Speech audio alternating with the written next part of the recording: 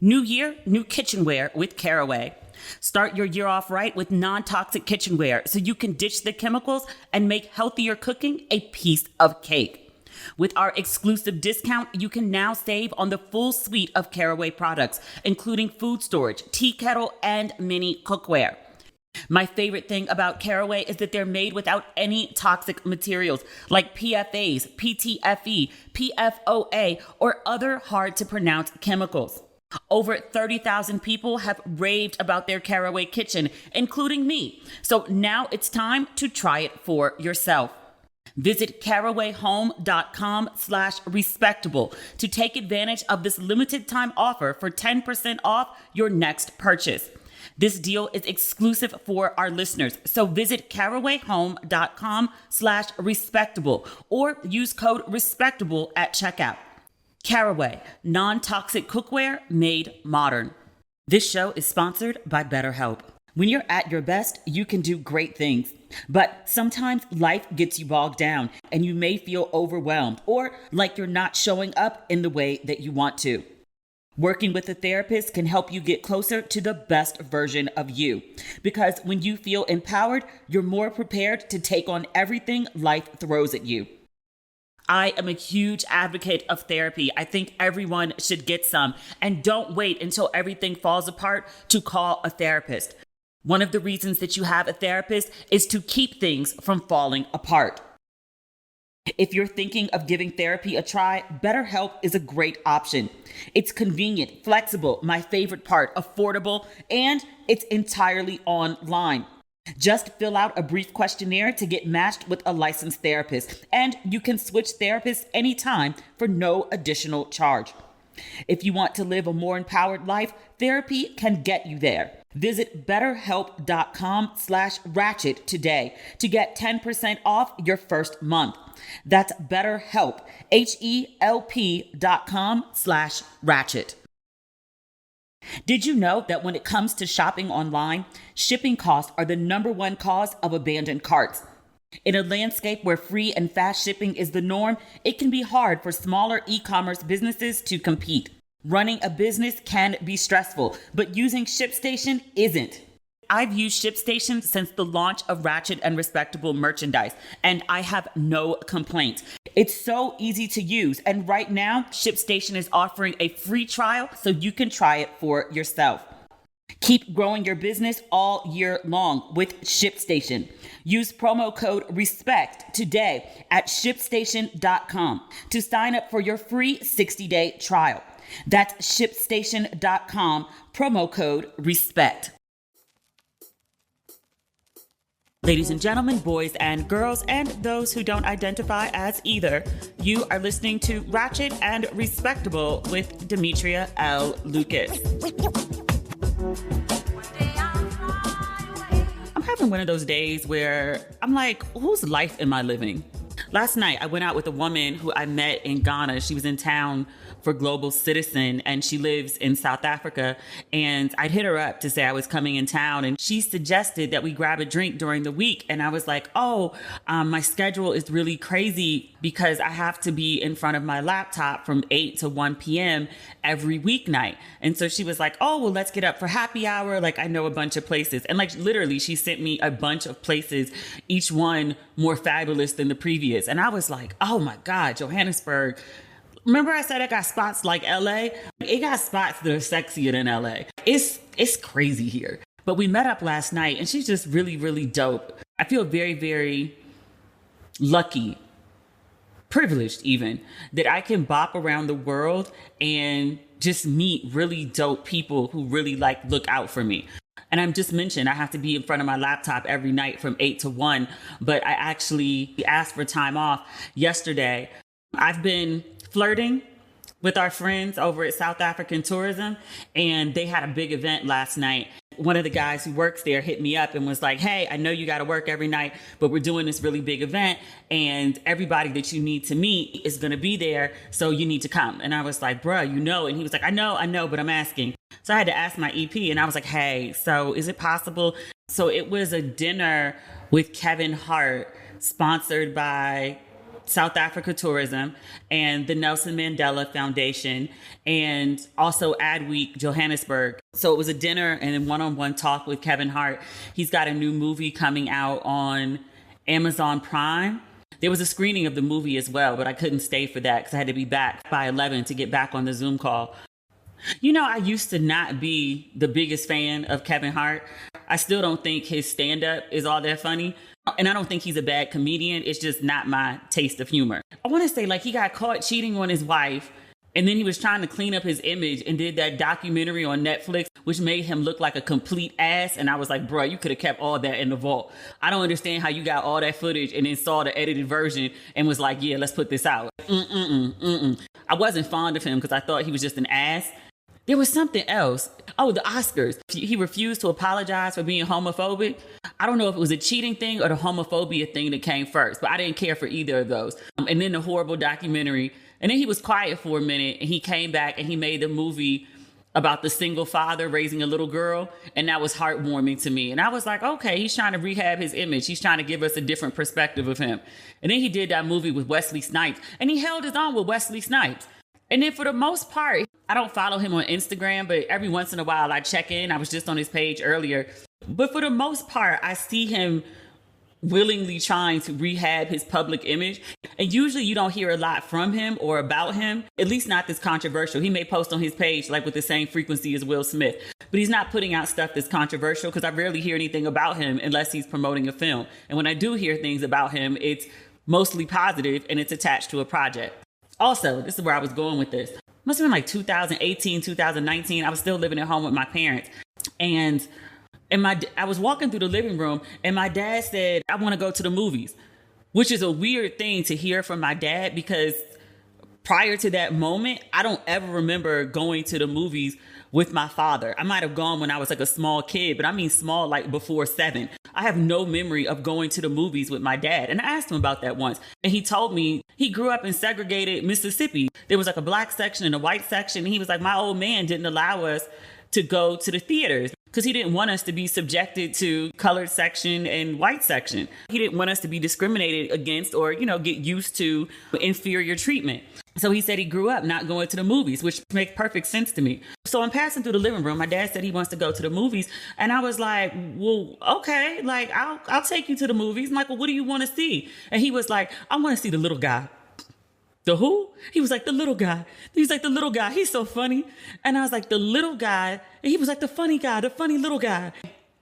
Huh? He's in the car. And it took me a minute. I was like, Givhan Hart? And he was like, yeah. And I was like, ride along? And he was like, yeah, ride along too. And I said, well, okay. And I was like, well, when do you want to go? He's like, is it playing today? He was excited. So me and my dad, we got in the car and we went to the movie. And my father in his seasoned years doesn't like a lot of profanity. And I was like, I don't understand how you like Givhan Hart then, but okay. But once he got past the profanity, he was just tickled. He sat in the movie theater and just giggled and giggled. And in the car, he was like, he's crazy. He's so crazy. He's funny and crazy. And I was like, really?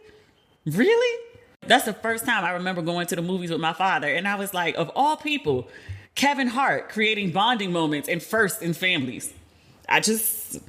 My heart warmed towards him after that. The only other time my father has asked me to take him to the movies, and really, I don't think he's gone on his own without me. He's never mentioned like, oh, I went to the movies and I saw, or me and your mama went, like neither one of them have ever mentioned it.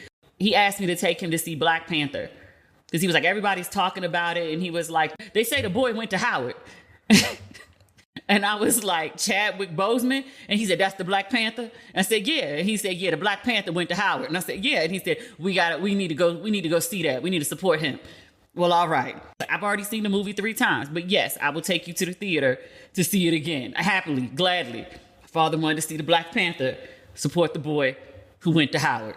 Okay. But Givhan Hart is in South Africa right now. Oh gosh, I almost said Ghana. But he did a show not last night, I think 2 nights ago in Cape Town. And then last night he was in Johannesburg for the screening of the new film. So he's got a tour tied into his new film, which is actually really smart because they end up cross-promoting each other. So he gave a good talk last night. It was brief. He didn't say anything embarrassing. He was actually not quote and unquote on, he wasn't funny or trying to be funny. And I don't mean that in a bad way. Like, he showed up as his serious self, and they asked him about, why South Africa? I don't know how many times he's been here, but he's a familiar face here. And Kevin Hart said, like, from the beginning, it's been important for him to come here. But he was like, honestly, he was like, the studios didn't get it. And he was like, I was always pushing to come to the continent. We need to market it there. We need to shoot there. We need to do projects there. We need actors from there. The studios just weren't really open to it. And then he was like, and then when I started doing it, they realized, like, oh shit, like, there's a whole nother market. And he was like, you think? Because it's Africa. They got black people, and black people like to watch black people. He was like, I'm here because I like being here and I enjoy the culture, but I'm also here because it makes sense to be here. And I was like, well, yeah, that's why I'm here. I get it. But it was good. It was a good talk. It was a good event. I met the folks that I needed to meet, and then I had to rush out when some Cinderella, like the clock struck 9:30. I had to rush out to get back to my place to get on my laptop. I'm going to the Cape Town Art Fair this weekend. I've never been before, but the way it's been described is it's kind of like, and it's the biggest art fair on the continent, just to give it context, but it's like a smaller version of Basel in Miami. But Cape Town has tons of art galleries in general. It's just an artsy space. So this exhibition takes over, I think, the entire convention center. And then, of course, all the art galleries have their individual showings and parties and cocktail events and all of that. Damn near everyone I know in Johannesburg, and I don't know that many people, but, it's like 10 of them. But 9 of them were like, oh, I'm in Cape Town this weekend. I'm in Cape Town this weekend. And then finally I asked, I was like, what's going on in Cape Town? And they were like, oh, there's an art fair. And I literally just bought a ticket and booked a hotel, one of the few that was available. I went on booking.com to get a place, and they were like 97% of hotels in this area are sold out. I was like, oh. But I did find a good hotel close to the convention center, no less, without breaking the bank. So yeah, like, I go to Cape Town and I'm staying over a few extra days because I just haven't been to Cape Town in forever, but I'm not doing all the things because my mother is coming to South Africa in, I want to say 2.5 weeks. So there's a bunch of stuff I want her to see, but I don't want to be bored when I see it with her. So I've been holding off on seeing stuff. Like, I haven't even been to the Apartheid Museum, which is like most people's one of their first stops when they get to Johannesburg. And I was like, nope, I'll wait till mommy comes. So the same thing with Cape Town. I'm going to Table Mountain because I can do that 50 million times, but I'm not going to, I don't think, Robben Island, where Nelson Mandela was in prison, until I can go with my mom. So yeah, Cape Town Art Fair for the next couple days. And then I go to, where am I going? The Falls, Victoria Falls, which has been on my bucket list for a good 10, 11 years. But I was explaining this to my friend last night because we were trying to figure out like when we could get up. And I was like, oh, well, I'm here and then I'm there and then I'm here and then I'm there. And like, I was saying it out loud and I was like, whose fucking life is this? Like, it's mine and it's good and I'm thankful, but it's also kind of crazy sometimes. If somebody else was telling me this shit, I'd be like, really, girl? Like, that's a lot. It is, but I wouldn't change it. Looking for meals that are ready to eat, delivered to your door, and actually help you look and feel your best? Sakara is the answer. And it's so much more than just a meal delivery program. Sakara is a nutrition program that's like having a nutritionist and chef all in one. Their meals are expertly designed to support your goals, from weight management to clearer skin and boosted energy. And their meals are also delicious. Sakara delivers science-backed, plant-rich nutrition programs and wellness essentials right to your door. Their ready-to-eat meals are nutritionally designed to deliver results, from weight management and ease bloat to boosted energy and clearer skin. I love the results I see from eating Sakara. And right now, Sakara is offering our listeners 20% off their first order when they go to sakara.com/ratchet or enter code ratchet at checkout. That's Sakara, SAKARA.com/ratchet to get 20% off your first order. Sakara.com/ratchet. New year, new kitchenware with Caraway. Start your year off right with non-toxic kitchenware so you can ditch the chemicals and make healthier cooking a piece of cake. With our exclusive discount, you can now save on the full suite of Caraway products, including food storage, tea kettle, and mini cookware. Their internet famous cookware set is a staple for any home, including mine, and comes in multiple colors to fit with any design aesthetic. Caraway Home's non-toxic kitchenwares are all designed for the modern home and feature a chemical-free ceramic coating so food can be prepared with peace of mind that no hard-to-pronounce compound will leach into your healthy ingredients. All sets come equipped with easy access storage solutions, which I love, and that's so no stacking is required. And gone are the days of misplacing your lids. My favorite thing about Caraway is that they're made without any toxic materials like PFAs, PTFE, PFOA, or other hard to pronounce chemicals. Over 30,000 people have raved about their Caraway kitchen, including me. So now it's time to try it for yourself. Visit carawayhome.com/respectable to take advantage of this limited time offer for 10% off your next purchase. This deal is exclusive for our listeners, so visit carawayhome.com/respectable or use code respectable at checkout. Caraway, non-toxic cookware made modern. Right after I finished editing last week's episode, I was doing a final scroll to see if anything crazy happened, and there were two big things. I was like, this isn't enough for me to hold up the episode. Usher released a new song, or a video snippet of a new song. I haven't actually heard the entire song or seen a place where it can be downloaded, but there is a video. I'm literally typing his name in as Usher and confused. Actually, it came up. Never mind. Enough people call him Usher where it makes sense. But he's got a new song called Glue, GLU. He released it on Valentine's Day. It's a gorgeous video starring the Madame, the Lori, the Harvey. I love that chick. It's very sexy, even though you don't see a bunch of skin per se. You see some side boob and some abs, but that's it. There's some silhouette, which, some folks find very tantalizing. It's sexy, but it's very classy. She's a beautiful woman. Like, even the people who be like, I hate that bitch. Like, you can't deny it. She's beautiful. They were like, she's famous for doing nothing. I'm like, yo, she's a hot chick. That's literally all it takes sometimes. You can parlay your way into a whole lot of rooms just being a hot chick. And she's also like a hot chick that's like an heiress. Her father is Steve Harvey. People be like, that's not really her father. That's her stepfather. No, he adopted her. That's his daughter. He's also been raising her, I want to say, since she was like 11 or 12. It's not like he popped up in her life when she was a full-grown woman. And even then, if she wanted to change her last name to Harvey and he was like, please do, then I don't see the problem. Like, there's more ways to create family than biological. But literally, the man was part of her life during her formative years. Stop it. Lori Harvey, she's also in the news because she's always in the news. We talked in a previous episode how she's dating Damson Idris now, which I'm fine with. Two amazingly attractive people in Hollywood. You know how I feel about Damson. Although meeting him took some of the crush off. Like, I was like gaga for him, and then we actually met. And he didn't say anything wrong. He was perfectly charming and lovely. He's just very 30. I guess he's probably 31 now. He's in the exact headspace that he should be for someone his age. I don't know if I'm in the exact headspace that I should be in for somebody my age, but I'm not in the same headspace he is. I still think he's amazingly attractive and lovely and wonderful. I'm more like, oh, he's so cute, as opposed to like, God damn. Uncle Jerome, Amin Joseph, that's another story. That's a grown-ass man right there. I actually hit him up the other day because I told you I had the screeners for the new season of Snowfall. I told you, like, I watched the second episode of the season, and the last 3 minutes I had to rewind at least 10 times. And I've watched it a few times since then. I cannot stop watching it. Like, it's just an amazing piece of writing. It's amazing acting. It's amazing direction. Everyone was operating at the best of their cylinders. But I hit up Amin and I was just like, bruh.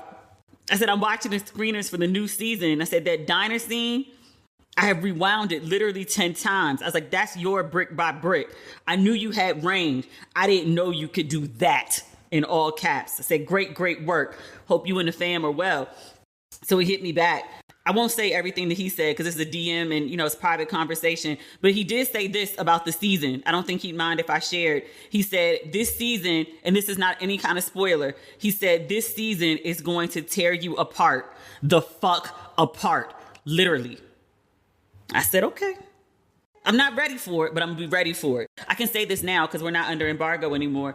This season of Snowfall picks up exactly where last season left off.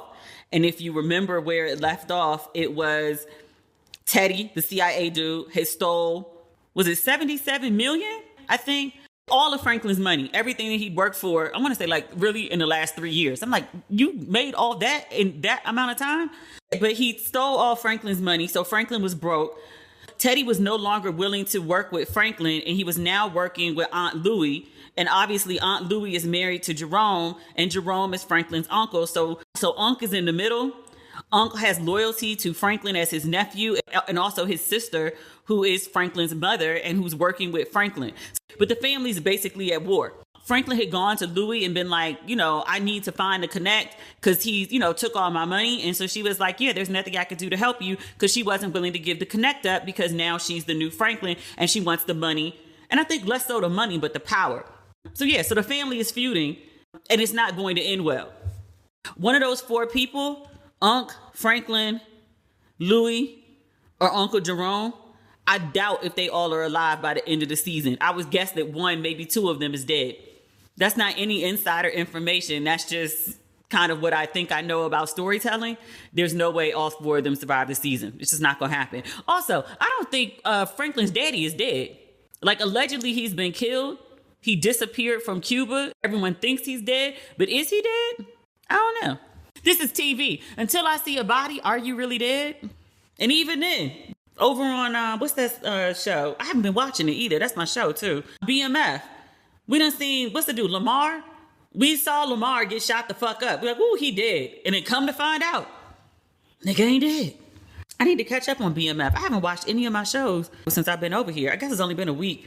It feels much, much longer. Much, much longer. I don't know why. That's not the point. The point is, your girl Lori Harvey walked the red carpet with Damson Idris at the Snowfall premiere for season 6. I assume it was in LA. They walked the red carpet together. Damson, the star of the show, looked like, who that? Like, he looked like a +1. He is a tall, attractive, well-dressed, debonair, British Nigerian. That type of man doesn't fade into the background easily. He looked like a straight +1. And I was like, oh dear. And then just looked lost beside her. And I was like, oh yeah, I don't like to speak ill over folks' relationships, especially not, young folks dating in their like 20s and early 30s. I don't think this one gonna last long. He looked lost. The same look that Offset has on the red carpet when he's around Cardi. Her star power is just so big that even though he has like, his Bonafide own thing and his millions in the bank that he earned, like it's not his wife's money, but Cardi's star power is so big. Whenever Offset is with her on the red carpet and everyone's just like, Cardi, Cardi, Cardi, Cardi. Offset is a Bonafide rock star rapper. And then just standing next to Cardi, not so much. Not so much. Same thing with Damson Idris and Lori Harvey on the red carpet. Like, he is the star of a hit show that has run 6 seasons on FX. Like, it is a bona fide hit. He does magazine features. He does covers. Denzel Washington, I think, finally actually knows his name. Standing next to Lori Harvey, +1. Practically invisible. So they take these awkward photos together, and then basically the photographers are like, Lori, Lori, Lori. And so Damson like steps away, and she has her pose ready to go, and she looked flawless, as usual. She may not have a hit show on any network or a hit song or, to be quite honest, a hit anything. She's a bona fide star. People can sit around all day and be like, well, what does she do? I mean, there's been a fashion line. There's a makeup line. She pops up in Usher videos. Like, those are paid jobs, by the way. Those are paid jobs, by the way. I think she's doing something now with Michael Kors. Those are all checks. You can call her a model, call her an influencer, whatever you want to call her. Understand, Mofos is calling her, and she is getting checks. And even if she never got one check, her father, Steve Harvey, the man is worth like $300 million. She's cute as fuck on that red carpet, though. I can't tell you shit about what Damson had on. He looked nice. That's all I remember. And I think he's like beautiful and adorable. Don't remember. Yeah, that wouldn't happen to me in my own premiere. I would have left her ass at home. You're not stealing my shine in my own damn premiere. Like, Demetria, you petty. I am. You're not going to outshine me in my own shit, though. I'm just saying. And that's not her fault. There's nothing she could do. Like, she's hot. She's an it girl. And her star power is bigger. Like, do we want to talk about the obvious next topic? No. I don't want to talk about that yet. I do want to talk about Pharrell at Louis Vuitton. He's the new menswear director. He's got Virgil's old job. I saw that announcement last week, right after I wrapped the episode too. To me, as a fashion outsider, it kind of made sense to me. Because I was like, yeah, well, Pharrell is, known as men's fashion, and he did have Billionaire Boys Club. He's known for his eclectic sense of fashion. Like, it made sense to me. All the fashion people were like, what the fuck? No, how could they do this? And so I had to read up on it a little bit. And Givhan, as she is known to do, had a nice little breakdown in the Washington Post of why Pharrell is a terrible choice. And his appointment is yet another fine example of all the things that are currently wrong with fashion. I was like, oh dear. I'll tell you what she concluded in the piece before I tell you how she arrived at this point. She said, with the selection of Williams, fashion deflated just a little bit more. Not because he is untalented, but because the choice is uninspiring. Deflated. Uninspiring. She points out in this piece on the Post, she says that Pharrell's appointment is a powerful statement about the fashion industry's relationship with itself. I'm quoting. She says, despite its swagger, it being the fashion industry, she says, insecurity is rife. Despite fashion's commitment to chasing innovation, it has a habit of settling for more of the same. She says, Pharrell's appointment is a blow to the belief that fashion design is a skill and not merely an attitude. Points out that, while Pharrell is known as like a it guy for the culture, and he's really good at picking up on trends and pushing them forward and even thinking forward when it comes to innovation, whether it's music or fashion or anything like that. She points out that he has actually no fashion training. She points out that Pharrell is much different than Virgil, which a lot of people may not see the difference, because although Virgil hadn't studied fashion design, quote, he had worked his way through false starts, fashion competitions, his own brand, DJing and collaborating until he grabbed one of the industry's few brass rings. He arrived at Louis Vuitton with a fan base that saw himself in them. Habla, Virgil, was groundbreaking. She says the choice of Williams is not. It feels a bit like a company trying to recapture a certain excitement and sense of change that was fueled by possibility. Givhan goes further to say, and this is where it gets not so nice again. She says the choice of Williams makes it clear how much the definition of designer has changed in a generation. In the popular imagination, the designer is still a lone figure, draping and sketching, overseeing and demanding. She says in the popular imagination, the designer is still a lone figure, draping and sketching, overseeing and demanding. And she says what it is in actuality is the creative director oversees a fleet of designers working on a multitude of divisions. And they also worry about advertising and marketing and store design too. And she concludes of this, quote, the shift has taken a bit of the magic out of fashion. It has removed any pretense of intimacy and limited personal expression. It's all about product and messaging. Times change. Fashion moves along too. And then the conclusion that I gave you earlier. But with the selection of Williams, this is a drag. This isn't just a critique. This is a drag. Fashion deflated just a little bit more. Oh dear. Oh dear. I thought it was a cute look. I mean, Pharrell's gonna put out hot shit. He's just not gonna be the one designing it. I don't work in fashion, so I don't have a dog in this fight, but I imagine, I don't know. I don't have to imagine. Anytime there's been a person who never worked in editorial put at the top of a magazine, me and my writer friends have freaked out. So I imagine this is Givhan's version of freaking out over somebody with no design experience at the top of the food chain as a creative director at one of the biggest fashion houses. I get it. Also, I think I should be worried about it. Because every time that I can think of that somebody's been appointed as editor-in-chief of a magazine or even a site that doesn't have strong editorial experience, it's been a goddamn disaster. Hopefully they put the right people around Pharrell to support him. I don't want to see him flop. I don't want to see him fumble this. But just based on how I know this plays out in other industries, it doesn't end well. That's not good. I'm rooting for Pharrell. Even if his selection is, uninspiring and the magic She really said that he's emblematic of the magic that fashion has lost. Like, oh dear. Oh dear. I would say she's one woman with one opinion, but I think her opinion is that of many fashion insiders. Like I said, my fashion friends were freaking out about Pharrell's appointment because of his lack of experience. Oh, there was something else I was going to say. We don't have time to do it today, but we probably need to go through. Did you see that article on Pyre Moss in The Cut? It came out last month. It literally came out January 30th. I was sitting with a fashion friend when I was in DC, and she was like, girl. And I was like, what was in it? How bad could it be? Everybody loves Kirby. And she was like, not The Cut. She was telling me some of the details that were in the article. And I was like, no, they didn't say that. They didn't say that. There's a quote in the article that said Pyre Moss clothing was the equivalent of, did they say rainbow? It wasn't just rainbow. It was actually worse than rainbow. I'm scrolling through the article right now. They compared it to, I swear we're not going through this whole article today. I just want to make sure that I get the quote right. It was rainbow and it was so insulting. I'm still scrolling for the quote, but the idea of the article was that Pyre Moss throws great events.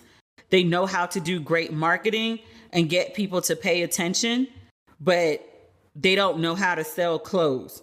Conway, that's what it is. The Cut interviewed a bunch of employees and former employees for Pyre Moss. They said a former employee on the design team pointed out that the brand's price points and the quality don't align. And during the same interview, the former employee on the design team said Conway and Rainbow have better stuff. That hurt my heart. When I was a broke grad student at NYU living in New York, I didn't even shop at Conway. Yes, I'm broke, but I'm not that broke. Rainbow I haven't worn since I was in high school. Ain't nothing wrong with Rainbow. Ain't nothing wrong with Conway if that's what you can afford. But don't be a high-end designer charging people hundreds and thousands and they're being compared to Conway and Rainbow. Don't be that. That one is a full-on drag. You think what Robin Givhan had to say about Pharrell was a drag? In The Cut? Woo! We'll talk about it next week. Maybe not Tuesday, but we'll talk about it next week. Did you know that when it comes to shopping online, shipping costs are the number one cause of abandoned carts? In a landscape where free and fast shipping is the norm, it can be hard for smaller e-commerce businesses to compete. Keep yourself competitive with ShipStation. When you use ShipStation, you can lower shipping costs, making returns easy and keep your customers happy. And with all of the time you save from automating your shipping tasks, you can keep your business growing all year long. Running a business can be stressful, but using ShipStation isn't. I've used ShipStation since the launch of Ratchet and Respectable merchandise, and I have no complaints. It's so easy to use, and right now, ShipStation is offering a free trial so you can try it for yourself. With the best discounts in the industry, you'll never worry about overpaying for shipping. Get up to 84% off USPS and UPS rates. And if that's not enough, use my promo code to try ShipStation free for 2 months. Over 130,000 companies, including mine, have grown their e-commerce businesses with ShipStation. And 98% of companies that stick with ShipStation for a year become customers for life. Keep growing your business all year long with ShipStation. Use promo code RESPECT today at ShipStation.com to sign up for your free 60-day trial. That's ShipStation.com, promo code RESPECT. I am always looking for ways to save money, and one of the ways I cut costs is shopping for groceries at Thrive Market. Thrive Market is my go-to for all my grocery and household essentials, and it's convenient. Getting it all quickly shipped to my doorstep is a huge time saver. And they have all of my favorite brands, like Meyer's dish soap, or Khalifa almond milk, or an indulgence, Lily's dark chocolate. And as a Thrive member, I can save money on every single order. On average, I save over 30% each time. My last order, I was shocked by how much money I saved. On top of the massive savings, Thrive Market has a deals page that changes daily, gives me cash back on so many brands, and they have a price match guarantee. So not only does Thrive Market save me money, but they also save me time. I love the filters. They have over 70 on their website or app. Whether you're looking for certified gluten-free snacks or non-toxic cleaning essentials, you can curate your own shopping experience with the click of a button. I just click organic and go from there. When you join Thrive Market, you are also helping a family in need with their 1-for-1 membership matching program. You join, they give. Join Thrive Market today and get 30% off your first order, plus a free $60 gift. Go to thrivemarket.com/ratchet for 30% off your first order, plus a free $60 gift. That's THRIVE market.com/ratchet. thrivemarket.com/ratchet. Last but not least, I talked about this a little bit on social media, so I'm not going to belabor the point here. Rhianna is on the cover of the new Vogue. She obviously just did the Super Bowl. Rihanna's concert, 118 million people tuned in for Rhianna, and 113 million people tuned in for the actual Super Bowl. Just to give you some, context of Rihanna's popularity. I also found some other stats about Rihanna's performance, that she gained 1.5 million Instagram followers after her Super Bowl performance. The searches for Fenty, midway through the show, she fixed her makeup. There was a Fenty compact. And also her dancers were all dressed in Fenty. But searches for Fenty went up by 833%. I read that Rihanna's Spotify streams jumped 640% after the Super Bowl. And this is the same Super Bowl in which she announced, unofficially, visually, she announced she was pregnant with her second child. So she's on the new cover of Vogue, which I think dropped, what's today? Friday, maybe dropped on Wednesday. The Super Bowl was on Sunday. So all of this is carefully orchestrated. I read the Vogue article, which basically said by the time you read this, Rihanna would have performed at the Super Bowl. This is a much deserved cover. I think it's a lovely cover. The hair is a Rihanna choice. I specifically say it's a Rihanna choice because Rihanna likes to do Rihanna things. I didn't care for it, but she still looks absolutely beautiful. But the important part about the cover is it's Rihanna and then Rocky, and then the baby. So it's a family portrait, a Black family portrait on the cover of Vogue. I saw the cover and I knew it was going to be a problem for some people. It's the family walking on the beach and Rihanna is reaching back and she's holding Rocky's hand and Rocky is holding the baby and looking at the baby. He's cuddling with the baby as Rihanna visually leads the way. I have no issue with it. I just thought it was beautiful. It's a Black family on the cover of Vogue. It's a woman who has a career, who has a man, who has a baby. To me, it read as have it all. She also had another baby on the way. She said she didn't know at the time she shot the Vogue cover that she was pregnant with her second child. The cover was only shot 5 weeks ago, which I was like, really? Her tummy popped like that? Because she's flat on the Vogue cover. Unless that's a lot of Photoshop, which it could be. If you ever watched the September issue, they use the best in the business, but they heavily Photoshop. Folks saw this cover, not all folks, some angry, loud men and women saw this cover and were mortified and were like, this is a part of an agenda to emasculate the Black man. The man should always be in the position of leadership. Women have no business leading. Why is Rihanna leading her family? She's upsetting the natural order of how a family should be. Just say y'all hate Black women and go about your business. It'd be so much easier than writing these diatribes and this stupid, illogical shit that people post all over the internet. Rocky is accomplished in his own right. He's not a broke dude. He just happens to be dating a woman that's worth, 1.7 billion, I think was the last number I saw. His 5 million don't really sparkle the same way it would if he was dating, say, a woman that made 100,000. And then also, talk about this word simp. People apply it to any man that actually looks like he likes the woman he's with. Like he likes her, he respects her, he might actually be happy with her. Because the other person is always constantly called a simp is Russell Wilson. And Russell makes a ton of money. I mean, Ciara comes with her own, but Russell makes a whole lot more. By the standards that folks apply to, who wears the pants, which is largely based on money, Russell would be the pants wearer in that relationship. They call that man a simp simply because Ciara came into the relationship with a child and had dated a fuckboy before him. He also publicly praises his wife. He seems to actually be happy to spend time with his wife and children. What's the dude? I never remember this man's name. The one that likes to role play as a cat. He pretends to be like a dirty cat He says he like goes outside and is down on all fours. That's how he and his wife like to role play. That's not the point. The point is he constantly goes in on Russell. He went on Tamron Hall to talk about going in on Russell. And he was like, I think he's like a fine guy, but he's not somebody I'd like to go to the club with. To which Tamron responded. She was like, but he's a married father of 3. Why would he be in the club?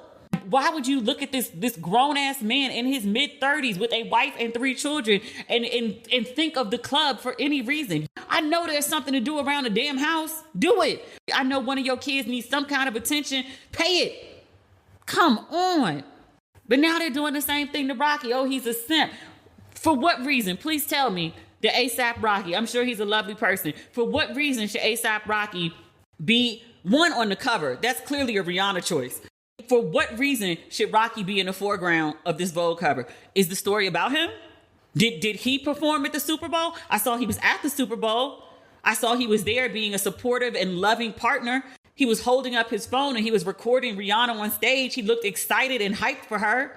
For what reason should he be in the foreground? The story's not about him. It's about the person who performed at the Super Bowl, who came back after like a 7-year hiatus to perform. That's the story. It's not about ASAP. ASAP has covers of his own. He was on GQ sometime last year before. He's the one that broke the story about he and Rhianna being in a relationship together and she makes him so happy and all of that. Like, great. It's not like he's never had a cover before. It's not like Rhianna was on the cover with him because the story wasn't about her. It was about him. This story is about her. It's about family, and which he is a part of. So it makes sense that he's present. But honestly, it could have just been her on the cover like it usually is when Vogue does stories about accomplished women, because it's a magazine for women and about women. But usually when Vogue does stories about accomplished women, it's just a woman on the cover. And even if it's a story about family, like the pictures, the photos of the family are inside. It would have been totally fine with me if Rocky wasn't on the cover and the photos of the child and Rocky were inside. I saw some fool, he was like, well, no, why is he holding the baby? She should be holding the baby. She got Rocky out here playing the mother role. Do only mothers hold their children? Fathers don't hold their children. Fathers don't nurture their children. It's his damn child. Are you suggesting that this man not father and nurture and love on his child? His baby? The baby. It's a baby, y'all. It's a baby. The baby's not even a year old. I don't even know if the baby can walk. And they're complaining. They were like, ASAP is holding the baby. He's playing a mother role. This guy was like, what if something happened? Like, what if violence breaks out? What if something happens? Like, war could break out. Literally, he said war. And he was like, and how is ASAP going to defend her if he's holding the baby? They're at a Vogue photo shoot in Malibu. Earthquakes are a threat. War breaking out? Right at that time? Not so much. And do you honestly think that like there's no security? Rhianna and Rocky don't have their own, or Vogue hasn't provided any additional security at that during the shoot? And if war broke out, if war did break out, right? There are bullets and bombs flying. At that point, is it really going to matter who present is holding the baby? Niggas. I don't know how people come up with this shit. My friend and I were talking about it on Facebook, and I was like, yo, this is some real lack love type shit. To the point that you're arguing against a father holding his own child. Or any man holding any child. It's a child. Not even a child, it's a baby. It is a not even 1-year-old baby. The fact that folks can't fathom, it's the word I'm looking for, fathers as nurturing and cuddlers and love and softness for even babies. This says a lot about how fucked up people are. Also, I'm almost done. I've never really been that much of a fan of Rhianna and Rocky. I think I said my piece a while ago, and I was like, if she likes it, I love it. I ain't dating him, so that's her business. I saw the Vogue cover, and I actually felt warm about him. Because, he's had some public incidents. Like he got locked up abroad for doing some dumb shit. And then I think he got arrested again. I think that's still pending. He's had some choice conversation about Black Lives Matter and why he should or should not care about, what happens to black people who don't hang out in West Hollywood, essentially. He's a magic Negro who shit not supposed to happen to until, he got locked up abroad. He has some fuck up tendencies, I think. But Rhianna seems to be happy with him. And also, he seems to be really supportive of her. The Vogue cover, there's a lot of dudes whose ego wouldn't allow them to do that because they have these prehistoric ideas about what men should look like and what men should do and what leadership is and what family is and all of that shit. But like, the man looks happy. It's a photo for her Vogue cover. He's not even looking at Rhianna. He playing with the baby. Rocky is looking at the baby. He ain't got no cares in the world. He just happy with his son. The man loves his kid. He's happy to be a dad. Rhianna says in the Vogue article, she was like, when he and the baby are together, she's like, I don't exist. Like, that's his baby. I wouldn't want to have kids with somebody who wasn't excited about being a father, who didn't enjoy being a father, who didn't want to love on our child. This is the point I'm making. What women consistently say they want in a partner, which is someone who is supportive, someone who allows them to be their full selves and doesn't try to distract them or keep them from their dreams or goals or ambitions, that recognizes that they have them and also supports them, who seems to be emotionally vulnerable, who wants to be partnered, who wants to be an active participant in their children's lives, who wants to build a life together and split the responsibilities of what that life looks like. That is consistently what women say they want in a partner. Most women, not all. But it's very terrifying to me that so many men see someone who, at least in an image and in a story in Vogue, embodies these traits, and they're repulsed by it. That's scary. The disconnect between what women want and what men are willing to be, it's so unshocking to me why marriage rates or partnership rates, because Rocky and Rhianna aren't married, nor do I think they need to be if they don't want to be. Like, you want her to get married for what? Respectability? But given that so many men are repulsed by the very basic things that women say that they want, I'm not surprised at all that relationships and marriages and partnerships, whatever title they may hold, are just for so many people so dismal. There's another criticism of Rhianna. I addressed it online, so I'm not going to do it again. But she called her baby fine. And she's like, I don't care, I don't care, I don't care. And people just somehow ran with that and was like, she's sexualizing her baby. Grown men who are really attractive are fine. A baby isn't a grown man. And I was like, y'all can't be this fucking dumb. But a lot of people are. She was not sexualizing her baby. She was just saying, like, it's a fine boy, fine gal. Like, she's saying the baby's attractive, yes, but also all around, like, her baby is pretty much perfection and makes the family proud and, admires her baby. And humans are dumb as fuck. I know people are dumb as fuck, but sometimes they even surprise me about just the level of dumb fuckery that exists in the world. All right, that's the episode. I'm going to edit, and then I'm going to pack. I need a weekend away. I've earned it. All right, talk next week. I'll tell you about the Cape Town Art Fair and whatever randomness shall occur between now and then. All right, talk soon. Bye.